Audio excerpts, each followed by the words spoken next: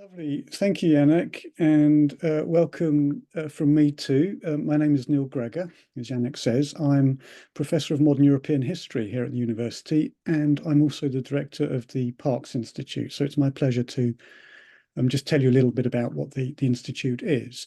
It's essentially an interdisciplinary research, teaching, and outreach institute, the center of gravity of which is in the humanities, but with a few links across to social sciences. And within humanities, the center of gravity is probably really within history.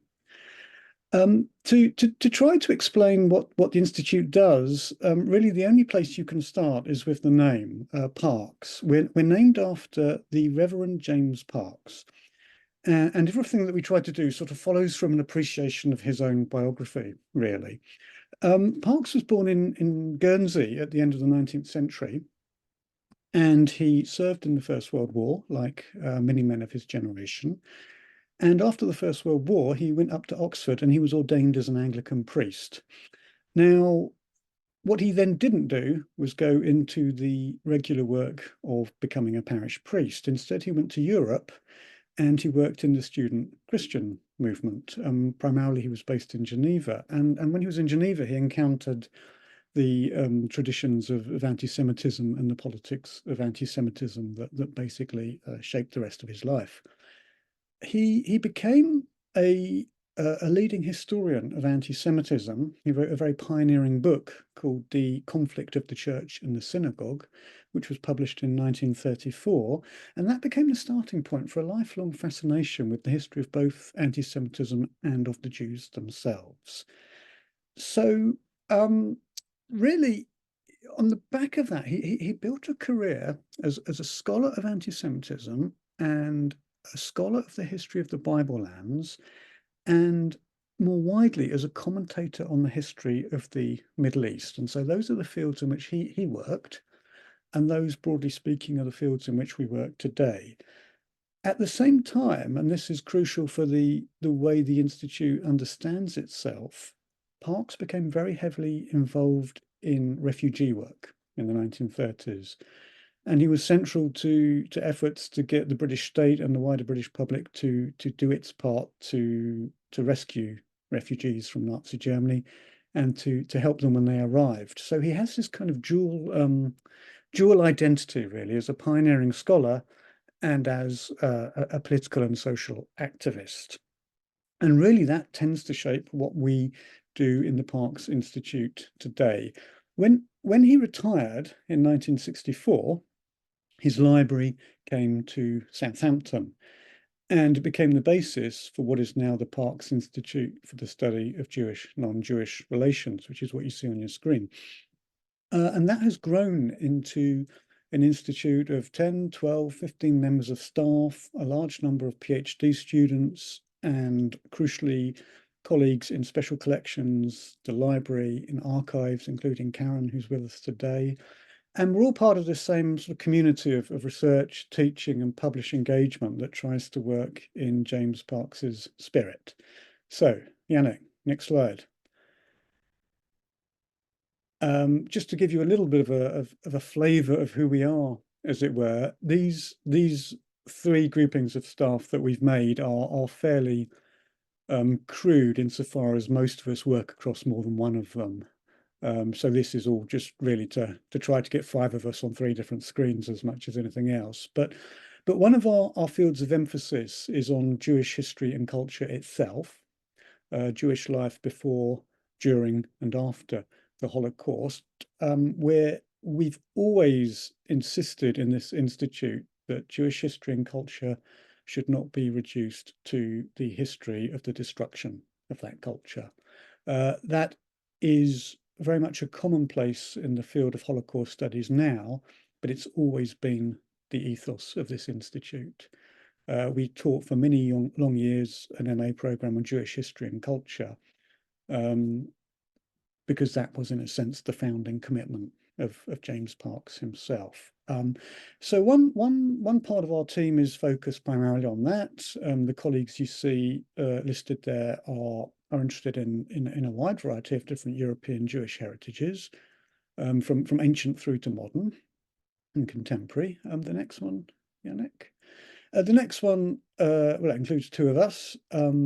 We are the colleagues with the most immediate specialism on the Holocaust itself.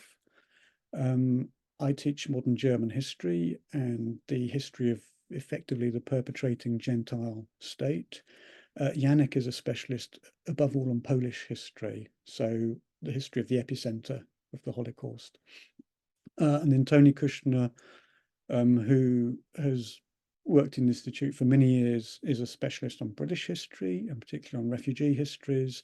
And likewise, Rachel Pistol, who we've just been pleased to appoint to a new role this year here, also works on British history primarily. So that's our second cluster, the kind of core interest in the Holocaust itself. And then Yannick. Finally, we have a number of colleagues who work on the representations of the Holocaust in literature, film, and music. And when I say that these groups intersect and bleed into one another slightly, I've just finished writing a book about musical life in Nazi Germany. So my name might pop up just as happily on this screen as the previous one, for example. So this is where you see some of the interdisciplinary character of our institute most clearly. James Jordan is in English, Devora is, Emily Rose is in English and film, and Tom Irvin is in the Department of Music. So that's the broad fields of interest in which we work. And then Yannick. We also, as I say, have a great deal of involvement in various kinds of outreach work. So on the one hand, on the right of the screen, you see the side of us that is, if you like, the conventional academic program. There's three of our PhD students who graduated a couple of years ago. We edit between us three leading journals in the field of Jewish history and culture. So the journal Jewish Culture and History, the journal Patterns of Prejudice and Holocaust Studies. So those are just two kind of shorthand images which tell you something of what we do academically. But we're also, as I say, very deeply involved in schools work, all sorts of other kinds of outreach work. So we organise Holocaust Memorial Day on behalf of the city each year. We put on concerts, we've done bits of theatre, we've done walking tours of sites of Jewish history. We do public workshops, you name it, really. I'm just discussing with somebody the possibility of a musical about Arthur Balfour and the Balfour Declaration, which sounds like an unlikely topic for a musical, but he assures me it's going to work. So if we get an idea and it sounds like it's creative and it's a flyer, we like to do that. And the ethos is very much, coming out of the ivory tower and going into schools, into colleges, into the public sphere, and sharing what we do with a much bigger audience. So I'll stop there and hand you over to my colleague Karen Robson, who is the head of archives and special collections, which is a very important part of what we do as well. Thank you. Thanks, Neil. So I'm going to start by talking about the Parks Library. Neil has already mentioned James Parks, and obviously he's very much central to the developments of both the Parks Institute, but also the collections here at Southampton. So the Parks Library was originally the private library of Reverend James Parks, and he was an Anglican clergyman who devoted his life to investigating and combating the problem of anti-Semitism. Parks began collecting books whilst working for the International Student Service in Europe in the 1930s. And on his return to Britain in 1935, following an attempt on his life by the Nazis, he made the collection available to other scholars at his home in Barley, near Cambridge. By the time the library came to the university here in 1964, it amounted to 4,000 books, 2,000 pamphlets, and 140 journals. Today, it's grown, supplemented by the addition of books from other collections, which include the Institute for Jewish Policy Research, to around 30,000 books, complemented by a range of electronic resources. The focus of the collection is the relationship between Jewish and non-Jewish communities, keeping the core interests of Parkes. And its strengths are in the following areas. So we have anti-Semitism, studies of anti-Semitism through the history with examples of anti-Semitic propaganda, and it includes a collection of right-wing periodicals. We have considerable material on the Holocaust, such as histories of the Holocaust, diaries, testimonies of victims and survivors, the historiography of the Holocaust and its portrayal in literature and art, which fits very nicely with some of the research and teaching that's done within the Parkes Institute. Another area is Jewish history, Jewish and Arab relations, so political relations between Palestinians and Israelis, and between Israel and Arab countries in the Middle East. Jewish-Christian relations, studies of the history of relations between the two faiths, including aspects of conversion and dialogue through the ages. Palestine, so that's the history of the Jews during the Second Temple period, descriptions of travels to the Holy Land, and histories under the British Mandate. And finally, Zionism, so that's history and philosophy of different forms of Zionism, writings of prominent Zionists, and opposition to Zionism. And I should have said the 30,000 books date from the 15th century up to the present day. So they include some of the earliest books that we actually hold in the Hartley Library, which is where the Special Collections is based. So that's the Parkes Library. Could I have the next slide, please? In conjunction or in parallel to the Parkes Library, within Special Collections, we have the Anglo-Jewish Archive collections. Now, I noted that the arrival of the Parkes Library at Southampton in 1964 was a significant moment in the development of the library collections. In turn, the presence of the Parkes Library and also James Parkes's archives at Southampton was one of the factors that led to the Special Collections beginning to collect in the field of Anglo-Jewish archives and developing into what we now are as a major repository for this sort of material. 1990 is a really key date here, with the core collections acquired by the organisation called Anglo-Jewish Archives arriving at Southampton in that year. And in the subsequent decades, we've acquired incredible amounts of supplementary material, which now amount to around 4 million manuscript items, which makes the collections here at Southampton one of the largest collections of Jewish archives in Western Europe. The Anglo-Jewish Archives is made up of hundreds of collections of papers with material of individuals, organisations and communities. They're mainly 18th, 19th and 20th century in date, although we do have an item that goes back to the 1200s as well, which marks one of our earliest manuscript items as well. The themes covered within the material chime with Parkes's concerns for interfaith relations, for activism and support for victims of intolerance. And there is a considerable material that supports teaching and research for the MA in Holocaust Studies.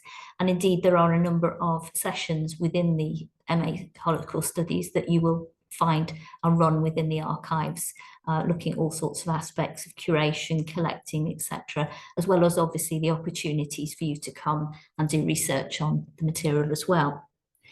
Now, I'm just going to mention a few sort of interesting collections that may be of interest. So within the realms of papers of individuals, one of particular interest is that relating to Ben Ablez, the renowned physicist whose research in the US in the 1960s on germanium silicon alloys led to the technology now used to power space probes used as Voyager spacecraft. He came to the UK in 1939 on one of the Kinder transport missions arranged through the efforts of Nicholas Winton. And there is some very interesting material about his time as a homeless boy, finding his way into the RAF, serving in the Czech sort of squadron there, and then his subsequent academic career as he returned to Czechoslovakia to study and then moved on to Israel and then subsequently to the US. Other individuals include the Holocaust survivor, poet and psychotherapist Eugene Heimler.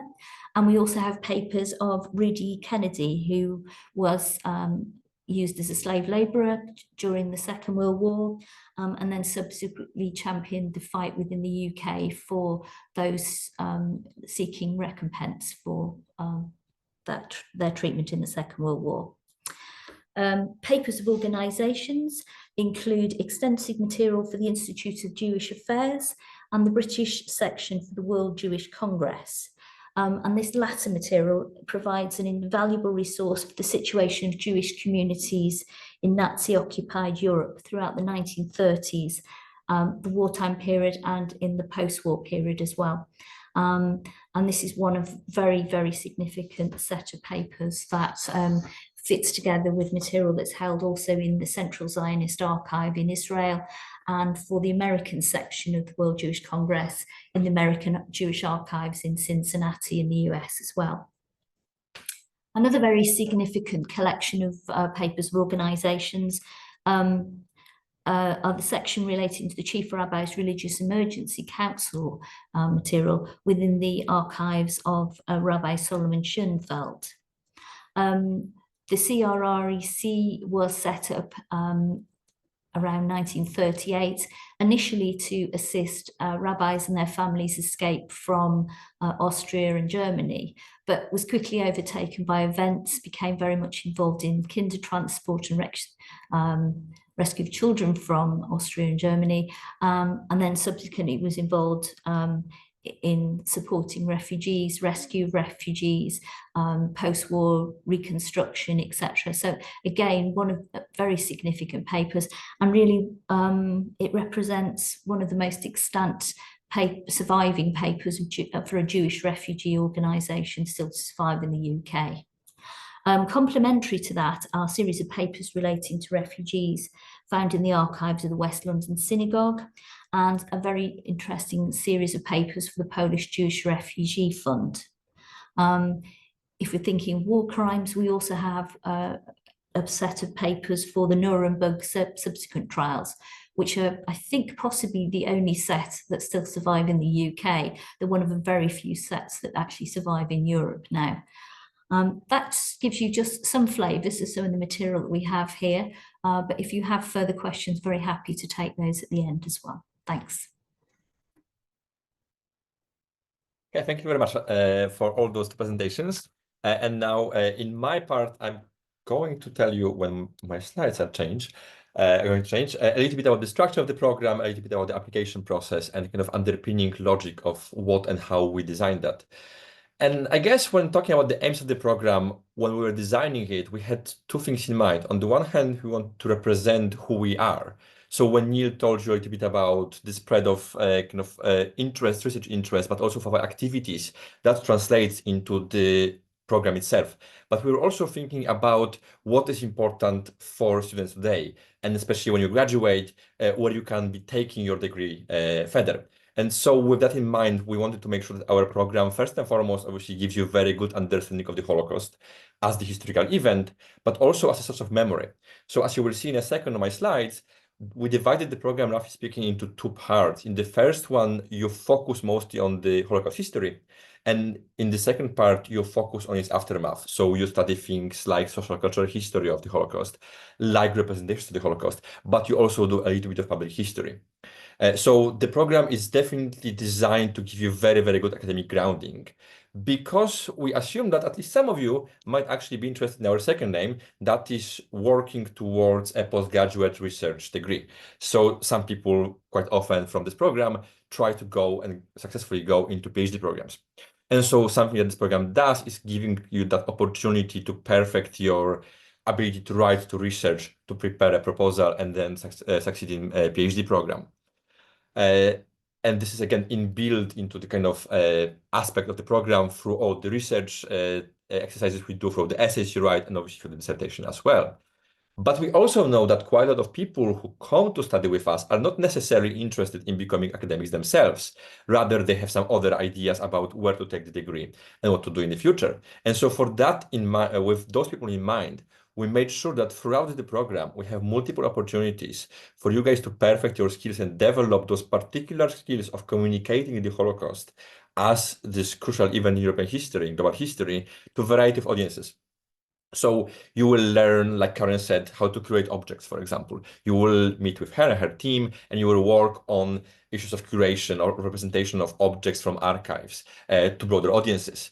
That kind of stuff prepares for work in museums, for example. But you will also work with colleagues from Holocaust Education Trust on how to communicate, organize lessons in Holocaust to school children or to wider audiences. Equally, there are opportunities to meet with curators from Imperial Museum North, Imperial Museum in London, not North, sorry, and also with Vienna Library in London. During the field trip, if you go to the continent, you choose to go to the continent with us, you might also have opportunities to meet curators from museums, Holocaust museums on the continent. And so these are the kind of three main aims in the program: to give you good grounding in the event and the aftermath, to prepare you to write and research, but also to prepare you to communicate if this is something that interests you. And this is how we organize the work. This is a structure for the program in the full-time version. In the part-time version, you'll be essentially taking half of those modules if you choose to do that. And then the program lasts 4 semesters, not 2. So for the full-time version, at the beginning of the semester of the year, you will have 2 obligatory modules: the genocide of European Jews and Jewish life and anti-Semitism. These are pretty hefty modules, 4 hours of seminars on each. And so they give you very, very good grounding in those principles of our field. And like Neil have said, it is very important for us not to limit Jewish history to destruction, to the Holocaust only. And so the Jewish life module, the second of the obligatory modules since the first semester, is the module in which we showcase the breadth and depth of Jewish experiences throughout most European history. So we start with antiquity and we go all the way to the 30s to show you essentially in a way what was lost. But also in this module, we prepare you to think in terms of methodology and historiography about writing Jewish history, writing Holocaust history. So this is the first semester, which gives you the kind of very good grounding in even history. And in the second semester, there's a couple of choices here and a couple of different routes where you can go. Thing that unites all those choices is the middle module on the middle of the screen, public history. This is the obligatory module for all our students, and this is the module in which you will learn about curation, in which you will work with curators from external institutions, and in which you will also work with colleagues from Holocaust Education Trust to develop lessons plans and things like that. So basically here we teach you how to communicate about the Holocaust. We also in this module offer things like podcast recording sessions and so on and so forth. But then obviously there's plenty of choice. So depending on where your interests lie, you can choose a module called the Holocaust in Art, Film, and Literature and Music, which explores the representation of the Holocaust in all those media. But you can also choose the other one, After the Holocaust, Jews and Others, which is more of a social and a little bit of a cultural history, where we show you how Jewish people tried to rebuild their lives after the Holocaust. And also we talk a little bit about memory and memorization, which is very much my field. And finally, we have a kind of third set of options. One of them, the most popular, is the field trip, which you organize with our support. So that's the field trip to Holocaust sites on the continent. We have a little bit of budget for that, and we invite you to kind of design that on your own for your own cohort. But you can also choose some other modules from other MAs, like MA History, like other MA in Humanities, but also you can choose a language if you want. And this is all topped up with a dissertation, which you write with our support, our supervision, in the case of full-time degree throughout the summer after the first year, and obviously if you choose part-time, then under the second year. So that's the program structure. In terms of how exactly we teach that, we try to offer you as much hands-on approach to doing research and doing all those things like class preparation, like curation, as possible. So for example, like I've already mentioned a couple of times and Karen said as well, you will have sessions in the special collections where you will handle objects, learn how to handle objects, learn how to describe them, learn how to talk to them, to audiences. But you will also write essays which are not necessarily the kind of most standard academic essays. You will be writing standard academic essays, you will be writing research-heavy essays, but on top of that, we'll ask you to write, for example, a travel guide or a travel diary to a Holocaust site to make sure that you have the skill of talking about the Holocaust, talking about this awful crime to a variety of audiences in variety of registers, so that when you leave our degree, you are really prepared to communicate your knowledge in very many media, in very many ways. Again, to make sure that your study isn't just kind of standard seminar session discussion, we also offer sessions with, like I said, in the library, in our museum. Again, we go to London to meet colleagues in those institutions. So you kind of travel with us for a day there and have those kind of hands-on study sessions there. And then finally, there is this field trip where you can go to museums. Last year, our students chosen Poland. Which obviously I encourage a lot because I'm Polish myself. And in Poland, actually, there is one museum currently now, Holocaust Memorial Museum, which is being built, physically the building, but also the exhibition. And so there was an opportunity for students to meet with the curators from this museum and to talk about very practical problems of creating a Holocaust exhibition right now in 21st century. And that's the kind of opportunity that you can't get outside of our program, because this is obviously, a very busy museum, but we can sneak you in a little bit and show you behind the scenes workings of places like that. Now for the practical, maybe slightly less fascinating part, recruitment, deadlines, things like that.